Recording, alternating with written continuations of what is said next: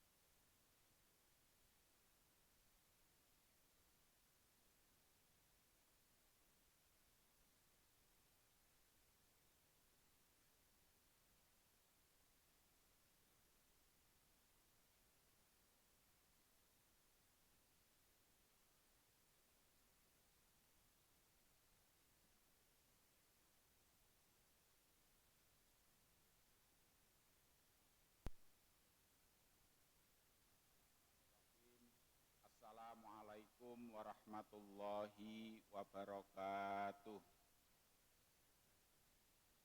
Alhamdulillahirabbil alamin wa bihi nasta'inu ala umurid dunya waddin. Wassalatu wassalamu ala asyrafil anbiya wal mursalin wa ala alihi wa ashabihi ajma'in. Rabbi shrahli sadri wa yassirli amri wahlul 'uqdatam min lisani yafqahu qawli.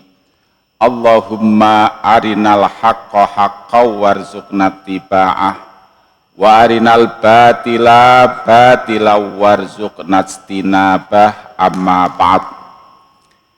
Ingkang kula hormati sedaya jamaah subuh kaum muslimin lan muslimat rahimakumullah, khususipun adalah keluarga besar Perserikatan Muhammadiyah cabang Lamongan. Kita bersyukur pada pagi hari ini kita dapat bersilaturahim, dapat bersilatul ilmi.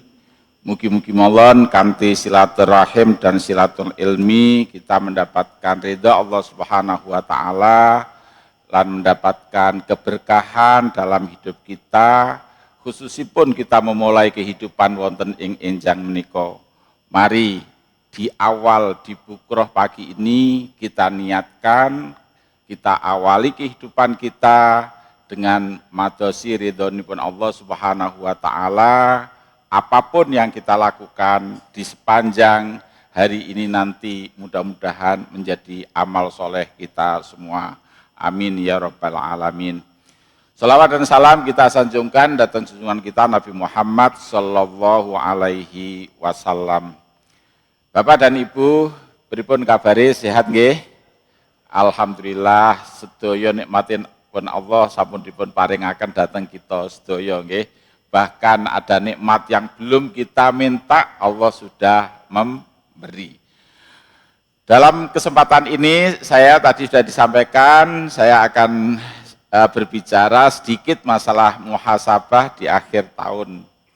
Yang dari tema ini nanti yang ingin saya sampaikan adalah kita akan memotret, akan melihat hal-hal apa yang mungkin yang sudah berjalan, yang mungkin perlu kita sempurnakan lagi di hari-hari yang akan datang. Jadi temanya makin ini nyantai mawon, sederhana mawon. Tema ini saya awali dengan sebuah ungkapan, mohon maaf ini bukan hadis, tapi ini adalah katalah ungkapan bijak. Antudhi'a syam'atan saghiratan khairun laka min antunfiqa umroka tul'inad dholam. Antudhi'a syam'atan saghiratan, ibarat kita ini hidup di tengah kegelapan, maka usaha, upaya, keputusan untuk menyalakan lilin pelita yang kecil itu, khairun laka, itu jauh lebih baik, min antun fiqa umroka tul'inad dholam, daripada kita menghabiskan umur kita untuk mencaci, untuk memaki keadaan.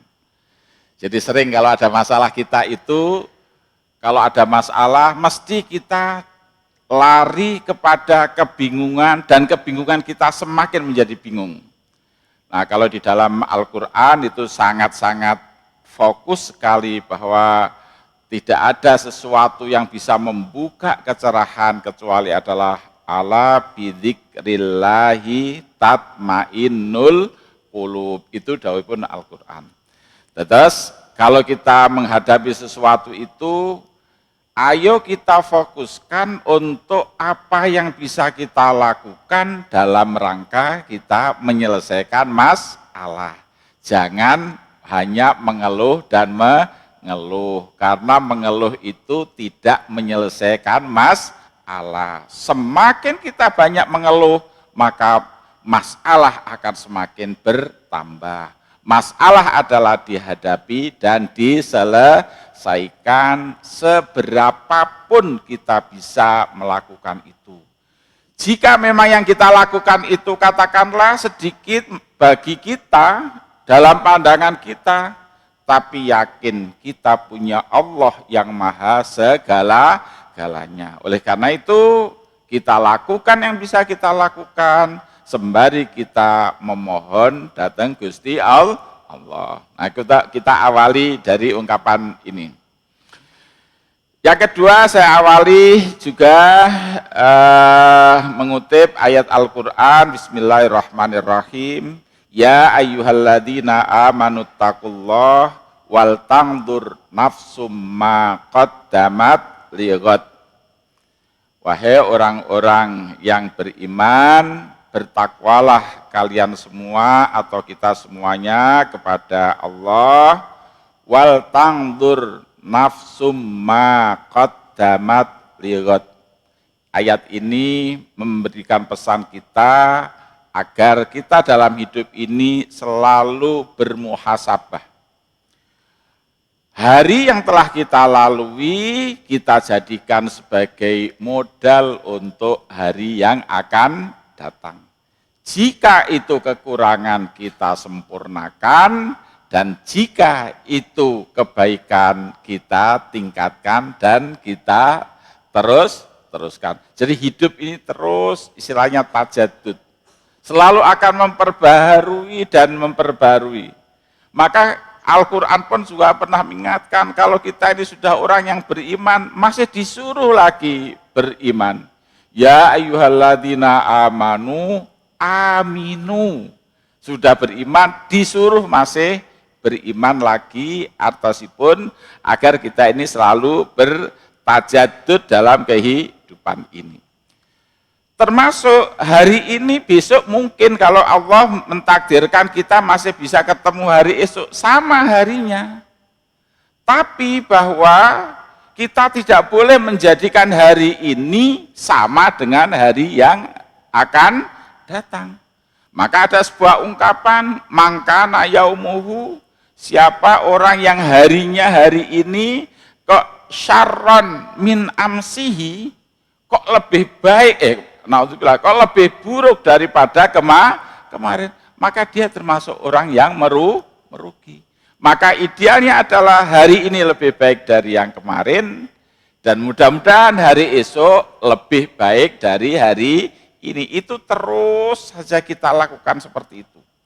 Jadi dalam hidup ini memang Allah menciptakan apapun di alam ini, kita manusia ini diberikan akal, agar kita bisa membaca kehidupan. Dan Allah menciptakan kehidupan ini dengan rule, dengan aturan yang disebut dengan sunnatullah. Semua di alam ini ada sunnatullah. Oleh karena itu, sebagai makhluk yang diberikan akal, jika ada sesuatu yang melanggar sunnatullah, sesuatu yang tidak bisa diterima oleh akal sehat, kok patut kita mempertanyakan itu. Tapi kadang-kadang manusia kita ini yang boten sadar tentang sunnatullah itu sendiri. Mohon maaf, mungkin kita hari ini sudah lupa. Meskipun kita semuanya dulu pernah melakukan proses itu, kita pernah menapai jalan itu, tapi mungkin kita hari ini kita lupa. Tapi itulah sunatullah yang mungkin bisa kita ambil pelajaran. Bapak dan Ibu sekalian, napa wonten di antara kita begitu lahir langsung bisa berbicara, langsung bisa berjalan atau berlari? Mboten-mboten nggih? Proses-proses yang kita alami itu sampai kita hari ini itu penuh dengan makna, dan itu adalah by design. Memang begitu Allah menciptakan agar kita ini berpikir. Pertanyaan sederhana mekaten, napa mboten saged toh Gusti Allah itu menciptakan kita lahir terus langsung bisa makan, bisa berjalan kados ayam nih loh. Ayam itu andekan hari ini dia pecah dari telurnya, mangke jam 6 sudah bisa jalan-jalan kali induknya. Saged madosi sarapan kali induknya gitu. Tapi kenapa manusia kok tidak demikian? Kita dilahirkan di dalam rahim kita 9 bulan 10 hari standar normalnya. Dengan kondisi tertentu ada yang kurang, mungkin ada kondisi tertentu ada yang lebih. Tetapi standarnya begitu kira-kira. Setelah itu masih ada lagi dianjurkan haulaini kamilaini untuk dirawat sampai 2 tahun. Terus masih itu harus kita dibina, dibimbing sampai nanti mencapai namanya usia tamyiz. Setelah usia tamyiz baru usia dewasa. Itu semuanya ada makna, dan itu hanya manusia yang memang didesain sedemikian rupa. Makhluk yang lain boten, nggak ada makhluk yang lain itu. Dan itu semuanya sunatullah itu tadi, agar kita bisa mengambil suatu iktibar. Baik, belajar kehidupan. Nah, niki pada hari ini nanti akan ada tema yang agak unik, tapi mungkin unik tapi ada yang ingin kita sampaikan. Belajar kehidupan dengan berguru pada ayat-ayat Allah di alam semesta. Jadi ayat Allah itu ada 2. Ada yang qauliyah, al-muha, qauliyah yang diwahyukan melalui Rasul yang termaktub dalam kitab suci Al-Quran. Dan yang satu lagi adalah namanya ayat kauniyah. Ayat kauniyah ini kaun, alam. Seluruh alam ini adalah ayat-ayat Gusti Allah yang intinya adalah bahwa selain Allah adalah makhluk, lan Gusti Allah adalah Sang Khalik. Itu inti dari ayat-ayat ini.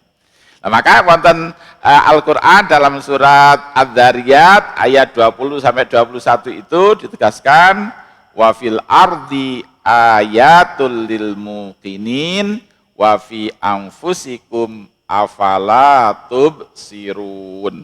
Bahwa di alam ini ada ayat-ayat Allah yang ayat-ayat itu juga bisa menjadikan kita ini yakin bahwa adanya makhluk ini mewajibkan, mengharuskan keyakinan wontenipun Gusti Allah.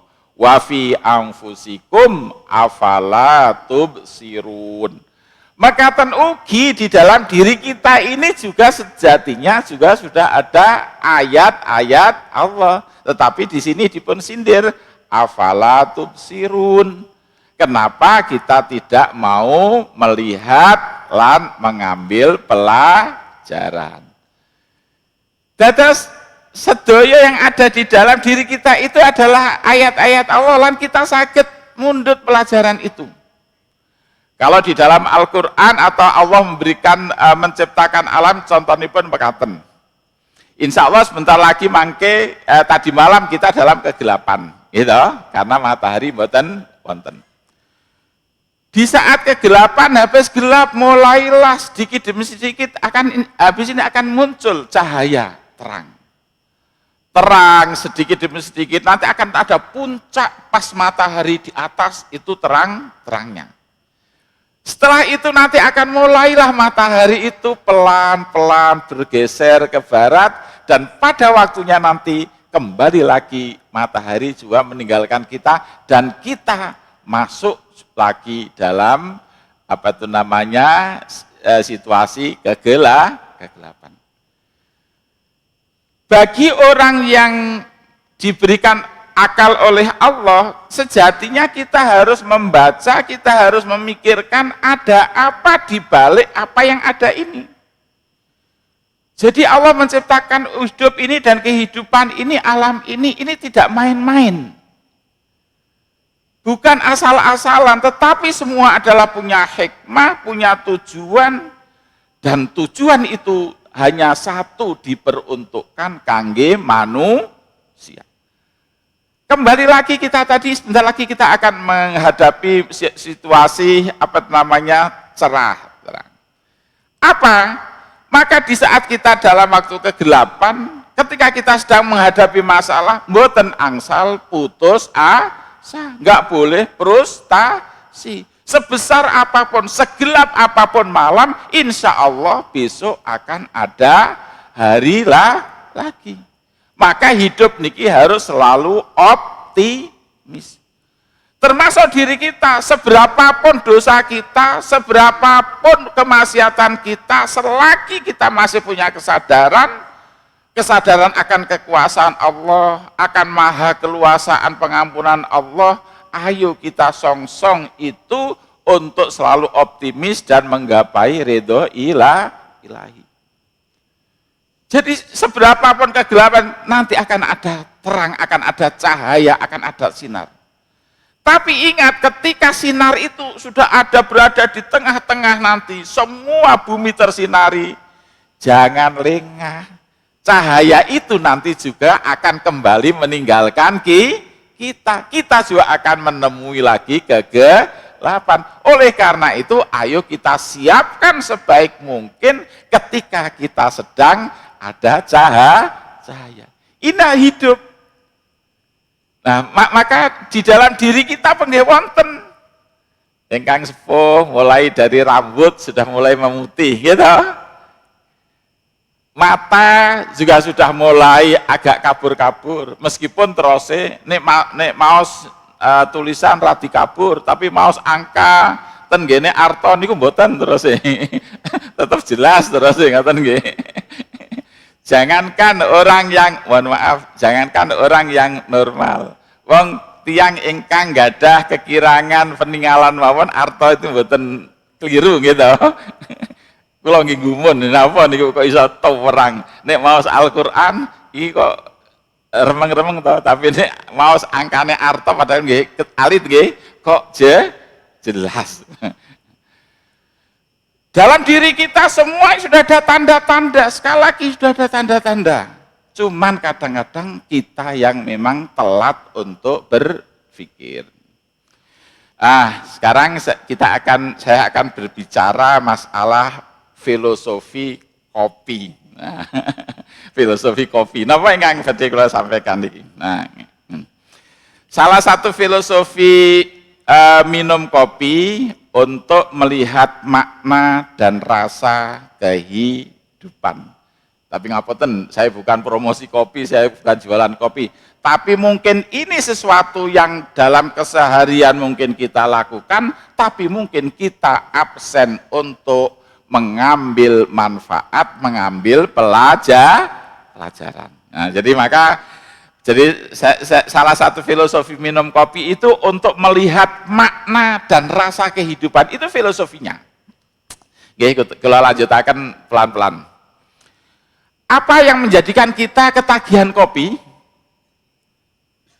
Bapak-bapak, ini biasanya kata kita nggak ada tradisi ngopi, nggih. Sekali lagi itu angsal-angsal, boleh, sekali lagi boleh. Wong kopi ini halal, cuman ada cumanya, kata kesehatan, kopi itu ingkang kirang saya itu nanti kalau terlalu banyak gula. Kalau kopinya itu menurut itu standar saya. Cuman kadang-kadang kita nggak boleh minum kopi banyak karena berhadapan dengan gulanya itu. Tapi kita tidak menjelaskan itu. Tapi yang mungkin kita renungkan, apa yang menjadikan kita itu ketagihan kopi? Ini yang mungkin perlu kita renungkan. Di antara bapak-bapak atau ibu mungkin ada yang enjing buatan ngunjuk kopi itu sudah ketagihan gitu ya.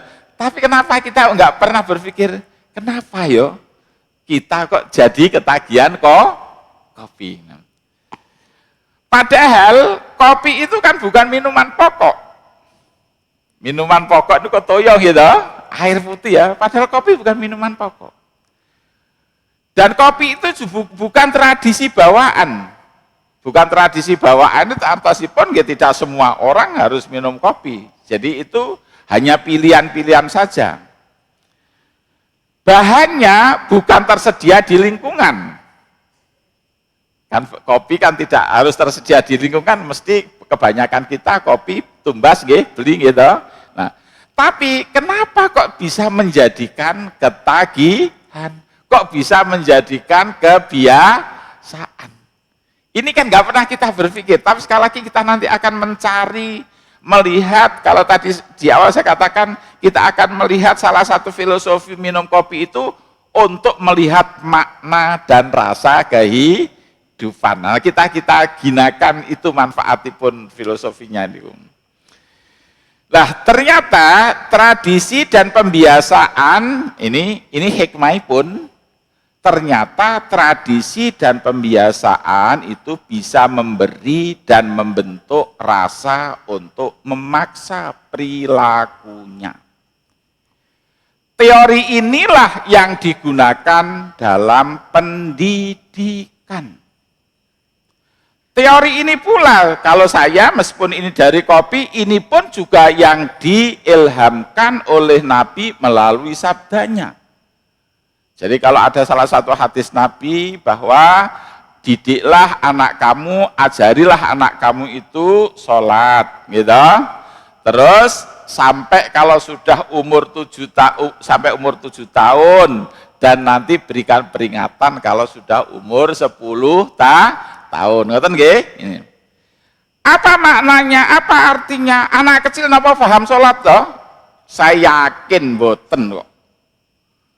Apakah anak kecil bisa khusyuk toh? Saya yakin nggih boten.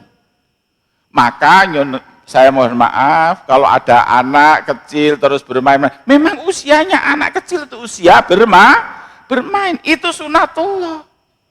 Jangan kita usia bermain, kita hilangkan, itu enggak boleh itu. Yang namanya anak kecil adalah usia bermain. Lah nek lucu kok wong tua kok yo koyo anak kecil. Lah itu yang lucu malahan. Jadi kalau ada anak kecil kok bermain apa itu memang sunnatullah. Allah memang menciptakan demikian. Tapi sekali lagi di alamnya ada proses kok. Panjenengan yang kita mungkin dengan berbagai kualitas masing-masing yang kita rasakan ibadah apapun, apakah itu sholat, apakah itu puasa, apakah itu zakat, nek haji itu rata-rata seneng, umrah itu rata-rata seneng gitu. Bahkan orang nggak punya pengalaman apapun seneng haji, tapi kulo kok yakin jenengan hari ini dengan penuh kesadaran sholat tepat waktu dan lain sebagainya, itu saya yakin itu tidak bim salah bim, bukan karena kemarin jenengan semerap sholat terus hari ini sholat, saya kok nggak yakin itu proses panjang, bahkan diawali mulai kecil dulu ke masjid main-main. Maka kalau ada anak main-main di masjid dalam tanda petik ya memang itulah anak. Jangan mereka disikap dengan keras, mangke mereka trauma. Oh ternyata kalau ke masjid itu dimarahi ya, akhirnya dia lebih baik lari ke tempat yang ini bahayanya. Maka bila perlu kalau Masjid Al-Azhar ini ada fasilitas, bila perlu nanti disiapkan corner tempat untuk anak-anak bermain. Mereka akan lebih baik main-main di masjid daripada main-main di pinggir jalan dan lain sebagainya. Dan itulah generasi yang akan melanjutkan kita yang akan datang. Lah, kembali lagi pada filosofi tadi. Jadi kita ambil sebuah teori, ternyata tradisi dan pembiasaan itu bisa memberi dan membentuk rasa untuk memaksa perilaku pelakunya. Saya kok yakin Bapak dan Ibu, panjenengan kita sampai ketagihan kopi itu juga bukan langsung ujuk-ujuk. Kalau saya tanya, rasa kopi itu rasa dasarnya manis atau pahit? Kopinya. mesti pahit, gitu. Mohon maaf, sekali mohon maaf, mugi-mugi mawon wonten ingkang ten ngriki, tapi kan wonten itu urusan lain. Sama, orang merokok pun saya yakin pertama itu juga rokok itu rasanya pahit. Tembakau loh, gitu, asap. Tapi karena memang sesuatu itu dibiasakan, dinikmati, dirasakan, menjadi habit, menjadi kebiasaan, dan akhir menjadi ketagihan. Sami panjenengan hari ini sholat subuh, mestinya kan ya enak-enaknya tilem gitu. Napa malah udan-udan kayak ngeten kan? Tapi kenapa sampai kita berani meninggalkan itu semua itu? Karena itu sekali lagi bukan bim salah bim. Bukan taken for granted, tidak ujuk-ujuk, tetapi melalui proses pembiasaan yang panjang. Lah, ayo kita jadikan kebaikan-kebaikan yang lain, tradisi-tradisi yang lain yang positif, sebagaimana minum kopi sampai menjadikan kita itu ketagihan amal soleh. Sekali lagi, dan tidak ada sesuatu di sunatullah ini, tidak ada barang yang besar kecuali diawali dari yang kecil, itu sunatullah. Dan jangan kita berpikir segala-galanya termasuk ibadah, termasuk madosi surga. Jangan terus saya tak mencari surga yang paling tinggi saja, saya tak madosi ibadah yang pahalanya paling besar saja. Akal sehat akan memberikan pelajaran, tidak ada barang besar kecuali dari barang yang kecil. Tidak ada sesuatu kebiasaan kecuali dari pembiasaan. Nah itu filosofinya, makna, hikmah dibalik kita minum kopi. Maka jangan meremehkan kebaikan-kebaikan kecil. Dari kebaikan-kebaikan kecil suatu saat akan menjadi besar. Ada orang, dan sekali lagi mohon maaf, kalau kita mungkin mampu untuk bersodakoh, contoh 1 miliar atau 1 triliun, saya kok ragu kalau dia belum pernah melakukan sodakoh yang kecil. Saya kok ragu. Ragunya apa? Keikhlasan. Tapi kalau kita sudah terbiasa sejak kecil memasukkan ke kotak masjid 100, 200, 1000, mudah-mudahan suatu saat memang makam kita, posisi kita, kemampuan kita bisa memasukkan uang 1 M, mudah-mudahan memang itu adalah menjadikan haliah kita. Ini pentingnya pelajaran. Maka ketika di rumah Bapak dan Ibu, anak-anak ke masjid, tolong dititipi niki makin masukkan ke kotak amal. Ini untuk mendidik dia. Terus suatu saat dia akan menjadi habit. Oh, nek ke masjid mesti ngaten. Ini yang sering dalam kehidupan kita lupakan, yaitu namanya pembiasaan. Kalau paringi contoh malih. Tolong Bapak dan Ibu jenengan sedaya nunjuk kula, tunjuk saya dengan asta jenengan, tangan jenengan. Coba tunjuk mohon. Nah, ya jenengan saksikan, yang menunjuk itu semuanya menggunakan tangan kanan. Nggih. Padahal saya tidak menyuruh harus tangan kanan. Engko nek tangan kiri kula medal, mboten toh? Tapi secara otomatis panjenengan menunjuk pakai tangan kanan, itu prosesnya panjang Bapak dan Ibu. Sejak kecil kita mungkin ketika kita digendong oleh ibu, dikasih orang tangan kiri, mboten sae asta kanan, gitu. Itulah pembiasaan hingga saat ini menjadi refleks sesuatu kebaikan secara otomatis. Oke, kita lanjutkan. Jadi ternyata tradisi dan pembiasaan bisa memberi dan membentuk rasa untuk memaksa perilaku. Nah, tanpa tahu sebab dan alasan. Tanpa tahu sebab sudah menjadi refleks. Terus tanpa tahu dampak dan manfaat, bisa jadi nggak tahu. Maka dalam kehidupan kita hari ini, mohon maaf, suatu kebaikan bisa jadi kita belum tahu hakikat kebaikan itu, tapi kita sudah melakukan itu jauh lebih baik. Meskipun ada orang mengatakan, alah orang nggak tahu apa kok ikut-ikutan ya. Ikut-ikutan kebaikan itu lebih baik daripada tidak melakukan kebaikan. Ungkapan saya masuk surga dengan terpaksa lebih baik daripada masuk neraka dengan kesadaran. Leres mboten?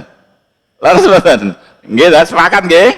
Jadi masuk surga dipaksa, terpaksa mboten napa daripada mlebu neraka dengan kesadaran. Sepakat nggih? Oke, sepakat, kita lanjutkan. Nah, kembali lagi tadi pada kopi, tapi mengapa? Nah, ini berapa harga secangkir kopi? Di mana bisa didapat? Berapa lama minumnya? Ini kritik sosial.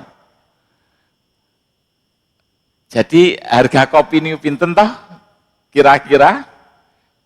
Pinten harga kopi? Normal mawon. Oh, 5.000, nggih, oke. Terus yang kedua, di mana bisa didapat? Di warung, di rumah. Sakit mboten? Bisa kan? Tapi nanti pertanyaan, nyapa ngombene kudu nang warung? Terus, nah ini yang penting, berapa lama minumnya? Ini kekurangan budaya kita. Kita ini termasuk masyarakat Indonesia khususnya termasuk masyarakat yang terlalu royal waktu, kurang menghargai waktu.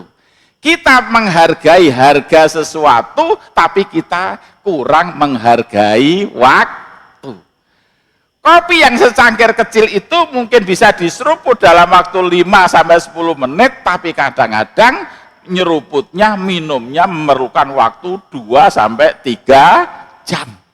Padahal 2-3 jam itu kalau untuk bekerja, untuk produktivitas, menghasilkan sesuatu yang luar biasa. Maka permasalahannya sebenarnya bukan masalah berapa harga kopi, bukan masalah kopinya, nampaknya kita terlena dengan nikmatnya kopi. Ngaten nggih, biasanya nggih. Sekali lagi ngomong kopi itu biasa, sunatullah, halal angsal, tapi monggo kita bermuhasabah gitu. Nah. Nggih, pelan-pelan mawon kula lanjutaken. Lah, inefisiensi masalah minum kopi bisa terjadi inefisiensi dalam kehidupan. Tadi sekedar sampling contoh. Jadi terjadinya inefisiensi apa inefisiensi ini? Kemubadiran nih, ngoten mawon nggih. Baik dari sisi waktu macam-macam yang terjadi dalam kopi itu bisa terjadi dalam kehidupan. Maka saya kepingin mengingatkan kehidupan ini melalui tradisi minum kopi. Saya jadikan sebagai wasilah, sebagai media untuk bermuhasabah. Jadi tadi kembali lagi pada sebelumnya, tadi ini salah satu berapa tuh harga secangkir kopi? Oke, terjangkau. Tetapi meskipun ini juga kita juga nanti bisa berpikir, saya sering mengingatkan begini, Bapak dan Ibu sekalian, nilai itu kadang-kadang jauh lebih tidak bisa dihargai dengan materi rupiah. Nilai itu ada makna, kemanfaatan, kemaslahatan. Jenengan duduk di rumah, bapak suami dengan istri, suami istri dengan anak, itu tidak bisa dihargai dengan rupiah. Itu yang mahal. Permasalahan hari ini, anak tidak bisa dikendalikan orang tua, mohon maaf sekali, itu ada faktor, ada sebab musabab, yaitu komunikasi dalam keluarga. Oleh karena itu, saya sering mengkampanyekan, Bapak dan Ibu, ayo kita mulai, kita awali. Kita jadikan rumah kita sebagai restoran. Ya toh, bukan berarti nggak boleh makan angsal-angsal mawon. Tapi sekali lagi, kita harus punya pandangan rumah makan kita, restoran kita adalah di rumah. Ini menjadi penting, suami istri dengan anak, sehingga terjadi komunikasi yang harmonis. Kalau masalah harga kopinya oke lah sekali lagi, tapi sekali lagi dalam konteks tertentu. Saya kok yakin kalau memang sudah kebiasaan minum kopi, monggo dipenuhi, tapi dalam ekonomi tertentu. Bisa jadi secangkir kopi di warung kopi, kalau itu dibuat di rumah, jangan-jangan bisa diminum satu keluarga. Ekonomis betul. Ekonomis betul, gitu. Sehingga hidup ini, kita ini tidak dituntut selalu dikejar-kejar untuk mencari tambahan pendapatan. Angsal kita bekerja keras, harus. Tetapi sekali lagi jangan sampai terus kita mengkufuri nikmat Allah. Salah satu mengkufuri nikmat Allah adalah merupakan bujuk rayu setan. Kita sering ingin mendapatkan tambahan dengan cara batil yang tidak diridhoi oleh Allah. Akibat inefisiensi tadi. Oke, kita lanjutkan. Jadi inefisiensi dalam minum kopi bisa jadi terjadi dalam kehidupan. Mari kita efektifkan segala potensi yang ada dan kita abaikan semua yang tidak bermakna dan bernilai. Kenapa? Karena sabdanipun Nabi ngeten, min husni islamil mar'i tarkuhu malah yakni. Di antara tanda-tanda kebagusan, kebaikan, keagamaan, keislaman seseorang itu kalau dia mau meninggalkan sesuatu yang tidak memiliki makna. Na'udzubillah kalau sesuatu itu sampai jatuh pada yang diharamkan atau yang dilarang oleh Allah. Sekali lagi kita tidak akan langsung orang itu melakukan pelanggaran besar, enggak ada. Secara teori.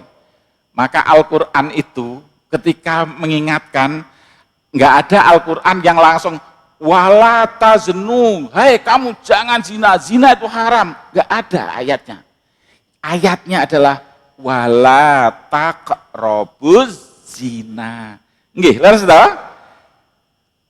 Oh berarti yang dilarang cuma wala taqrabu saja zina, mboten ngoten. Nek wis dekat-dekat saja mboten angsal napa malih zina. Dan tidak ada perzinaan kecuali dari ya nek carane bahasane fitik ya era ngoten nggih. Nek saniki tukar nomor HP terus nopo chattingan macam-macam, itulah perangkat setan. Ini ajaran agama itu. Jadi salah satu min husni islamil mar'i, terus Kanjeng Nabi, tarkuhu malayakni. Oleh karena itu sedaya napa mawon yang memang kita tahu itu tidak bermanfaat, monggo kita harus berani untuk mengatakan tidak. Yang tidak bermanfaat loh ya. Tapi sekali lagi sesuatu yang mubah kita nggak boleh mengharamkan, sesuatu yang haram nggak boleh menghalalkan. Nggak boleh. Halal haram itu keputusannya Gusti Allah, manusia mboten gadah hak. Sesuatu yang telah dihalalkan kita nggak bisa untuk mengharamkan, sebaliknya sesuatu yang haram mbok yo menungso sak donya sepakat menghalalkan tetap haram. Jamaah rahimakumullah, kalau tambah sekedhik malih nggih. Masih ada kopi tadi. Oleh karena itu kalau membuat kopi jangan terlalu banyak gulanya. Tapi sekali lagi ini bukan masalah ilmu kesehatannya mboten, kula mboten dokter. Tapi filosofinya. Jadi kalau membuat kopi jangan terlalu banyak gulanya. Kenapa? Nanti yang terasa enak itu bukan kopinya tapi padahal tujuan utamanya ngunjuk gula atau ngunjuk kopi. Lah, inilah hidup sering kita ini terselip atau dalam kehidupan. Intinya ini, ada barang pokok, kadang-kadang barang penting dianggap tidak penting, yang barang tidak penting dianggap penting. Sampai nanti ada kritik, yaitu kadang-kadang tontonan dados tuntunan, tuntunan dados tontonan akibat salah perilaku atau salah cara pandang. Oleh karena itu filosofinya kalau membuat kopi jangan manis-manis, itu ikut maknanya. nanti kita kehilangan rasa kopi. Padahal tujuan utamanya tadi minum kopi. Nah, itu makna, itu filosofinya itu. Jadi kenapa tidak ada banyak gula? Karena kopinya menjadi tidak terasa. Dalam hidup niki termasuk kula maring kritik ibadah. Ibadah kalau terlalu dibungkus dengan budaya apa angsal, sekali lagi. Manusia itu makhluk berbudaya. Tapi ingat, ibadah jangan sampai menjadi bungkusan budaya. Sehingga nanti orang tidak lagi tahu apa tujuan, apa ibadahnya, yang tahu hanya budayanya. Mohon maaf, saya akhir-akhir ini agak prihatin. Seolah-olah ini adalah sodako, seolah-olah ini itu ibadah, seolah-olah apa. Tapi sejatinya adalah budaya, yang budaya itu pun ada geseran dengan prinsip-prinsip tauhid dan syariat. Atas nama memperingati ini, memperingati itu, kita hanya dapat tontonan di atas panggung. Mungkin adalah pembukaan aurat, goyang yang kanan kiri. Padahal momentumnya tadi mungkin adalah peringatan novel saya kan nggih. Nah, inilah monggo kita bermuhasabah. Tujuannya adalah baik, dibungkus dengan suatu budaya. Mohon maaf, budaya itu kita jadikan wasilah, budaya jangan kita jadikan sebagai tujuan. Dan jangan sampai budayanya tadi justru mengubur pesan-pesan ingkang badhe disampaikan dalam momentum tadi. Mohon maaf sekali, ada peringatan Maulid Nabi, saya mboten.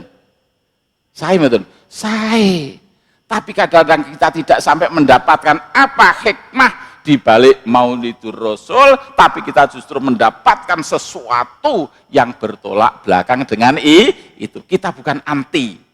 Kalaupun mohon maaf kita sepakat bahwa memperingati Maulid itu adalah tradisi, itu bukan syariat. Sekali lagi, kalau saya bukan syariat, tetapi tidak semua tradisi juga jelek. Kalau tradisi itu baik, angsal mawon. Dan itu memang bagian daripada ini. Lah, dalam kehidupan banyak hal yang tidak pokok atau penting, tapi dapat memalingkan tujuan. Kita sering ini tertipu, tujuannya tidak tercapai, kita tergoda dengan hiasan. Sebagaimana gula sering menafikan rasa kopi. Ketika putus asa, ketika puas atas rasa kopi, yang mendapat pujian adalah manisnya, gitu. Yang dipuji kopi apa? Manisnya toh. Padahal rasa kopi apa? Pahit atau manis? Pahit. Tapi kok yang dipuji loh, kok gula. Padahal kita tidak mengatakan bikinkan minuman gula. Perintahnya minuman kopi. Tapi yang dipuji kok gulanya. Nanti baru kalau kepahitan baru nesu. Kopi kok pahit gitu. Lah kopi pahit apa nesu. Inilah dalam hidup kita itu sering istilahnya tergoda atau setidaknya ya tadi loh tergoda lah dalam isinya, kita gagal fokus menghadapi masalah. Jamaah rahimakumullah, sampun 1 jam, satunya masih ada berapa slide, tapi komitmen kita 1 jam. Ini yang bisa saya sampaikan, sedar muhasabah nggih. Dalam hidup ini sering kita itu tertelingkung. Yang pokok dianggap tidak pokok, kadang-kadang yang tidak pokok kita anggap pokok. Yang penting dianggap tidak penting, yang tidak penting kadang-kadang dianggap padahal kadang yang substansi sederhana aja sebenarnya. Syariat itu nggak ada yang susah, syariat itu nggak ada yang repot, syariat itu tidak membebani dan memberatkan. Tapi kenapa kita melakukan dengan berdarah-darah demi seolah-olah menjalankan syariat? Dipastikan di sana ada sesuatu yang perlu kita koreksi, kita bermuhasabah. Jamaah rahimakumullah, mekaten ingkang saged kula sampaikan, nyuwun agung pangapunten bebile kok yang kita sampaikan kok cuman napa tadi filosofi minum kopi, mudah-mudahan wonten manfaatipun. Monggo kita berdoa. A'udzubillahi minasyaitonirrajim. Bismillahirrahmanirrahim. Allahumma shalli ala Muhammad wa sallim wa radhiyallahu an kulli sahabati Rasulillahi ajmain walhamdulillahi rabbil alamin. Rabbana taqabbal minna du'aana innaka antas samiul alim wa tub alaina innaka antat tawwabur rahim. Rabbana dzalamna anfusana fa illam taghfir lana wa tarhamna lanakunanna minal khasirin.